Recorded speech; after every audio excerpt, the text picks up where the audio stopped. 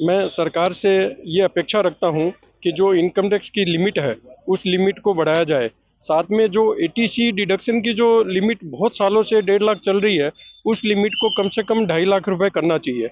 और आजकल मेडिकल क्षेत्र में भी बहुत खर्चे एक्सपेंसेस हो रहे हैं। इसके लिए भी सरकार से मैं गुजारिश करूंगा कि एटीडी की लिमिट को भी काफ़ी अच्छी मात्रा में इनको बढ़ानी चाहिए। वो जो 25,000 चल रही है उसको कम से कम 50,000 करना चाहिए। क्यों? और तीसरी बात, जो slabs new regime old regime ये सब कर दिए हैं उन्होंने, इससे कन्फ्यूजन बहुत क्रिएट हो रहा है। तो एक ही लिमिट सीधा स्टैंडर्ड 10 लाख का करके और फिर 5%, 10%, 15%, 20% ऐसे स्लेब इनको बनानी चाहिए। इससे क्या व्यापारी एक क्लियर रहे, उसको कोई दिमाग में किसी भी तरह की टेंशन रहे ना रहे।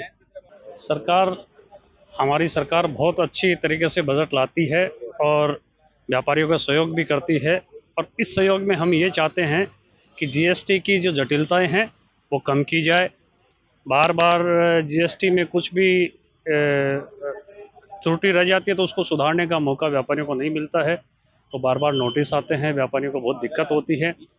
और आदरणीय प्रधानमंत्री जी ने बार बार कहा है कि देश में पैकेजिंग को बहुत बढ़ावा देना चाहिए और कपड़ा व्यापारी इस विषय में बहुत अच्छा काम कर रहे हैं।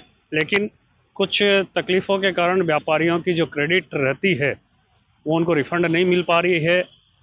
जिनका रजिस्ट्रेशन सेंट्रल जीएसटी में है उनका रिफंड आ रहा है, लेकिन जो स्टेट जीएसटी में रजिस्टर्ड हैं उनका रिफंड अभी तक किसी भी व्यापारी का नहीं आया है। तो उसकी भी एक जीएसटी में क्लेरिफिकेशन होना चाहिए ताकि व्यापारियों को जो आज लाखों रुपए एक एक व्यापारी के जीएसटी क्रेडिट में रुके हैं तो वो उनको मिल सके।